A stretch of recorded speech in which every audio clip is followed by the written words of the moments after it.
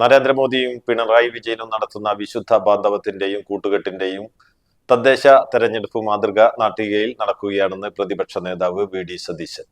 UDF Nattika panchayat തെരഞ്ഞെടുപ്പ് committee നടത്തിയ പൊതുയോഗം ഉദ്ഘാടനം ചെയ്ത് സംസാരിക്കുകയായിരുന്നു പ്രതിപക്ഷ നേതാവ് വി.ഡി. സതീശൻ. നാട്ടിക ഗ്രാമപഞ്ചായത്തിൽ ഭൂരിപക്ഷം നഷ്ടപ്പെട്ടിട്ടും CPM പഞ്ചായത്ത് ഭരണസമിതി BJPയുമായി ചേർന്ന് അധികാരം പങ്കിട്ടു.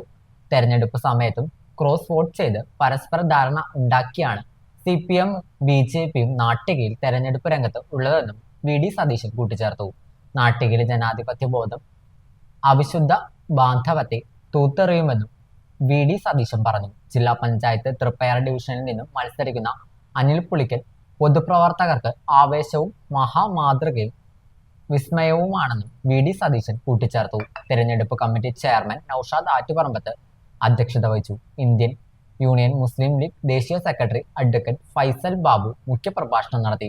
ജില്ലാ പഞ്ചായത്ത് സ്ഥാനാർത്ഥികളായ Anil Pulikkal, advocate A.T. Nena, Shaiju Sairam, DCC president advocate Joseph Tachatt, KPCC secretary Joseph Vallur, Muslim League സംസ്ഥാന നിർവാഹക സമിതി അംഗം K. Haroon Rasheed, KPCC secretary KV Dasan, Sunil Anthikkad, Rajendran Arangath, K. Dileep Kumar, VR Vijayan, Shobha Subin, PA Shoukath Ali, PM Siddique, K. Kabeer, K. Shoukath Ali എന്നിവർ സംസാരിച്ചു. CPM BJP അവിശുദ്ധ കൂട്ടുകെട്ടിൽ പ്രതിഷേധിച്ച് ഇടതുമുന്നണിയിലെ NCP സംഘടനാ ചുമതലയുള്ള ജില്ലാ ജനറൽ സെക്രട്ടറി PSP നസീർ ഇടതുബന്ധം ഉപേക്ഷിച്ച് കോൺഗ്രസിൽ ചേർന്നു. വി.ഡി. സതീശൻ ഷാൾ അണിയിച്ച് സ്വീകരിച്ചു. NCP മൈനാരിറ്റി ജില്ലാ ചെയർമാൻ കൂടിയാണ് PSP നസീർ.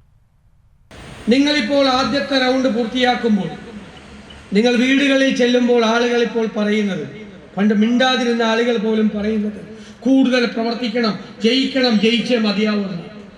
നമ്മളെക്കാൾ വാശിയോടെയാണ് ഇവരെ തോൽപ്പിക്കണം എന്ന് സാധാരണക്കാരായ ജനങ്ങൾ ആഗ്രഹിക്കുന്നത്. അവരുടെ ജീവിതം തകർത്ത് കളഞ്ഞ സർക്കാരാണ് കേരളത്തിൽ അധികാരത്തിലിരിക്കുന്നത്. ഞാൻ വളരെ സംതൃപ്തനാണ്. കാരണം തുടക്കം മുതൽ കേരളത്തിലെ പ്രതിപക്ഷം പറഞ്ഞ കാര്യങ്ങൾക്ക് അടിവരയിടുന്ന കാര്യങ്ങളാണ് കേരളത്തിൽ സംഭവിക്കുന്നത്. ഞങ്ങൾ 2-3 വർഷം മുമ്പ് പറഞ്ഞു, എന്താ പറഞ്ഞത്, കമ്മന്ന് വീണാൽ കാൽപ്പണവുമായി പൊങ്ങുന്ന കൊള്ളക്കാരുടെ സർക്കാരാണ് പിണറായിയുടെ സർക്കാർ.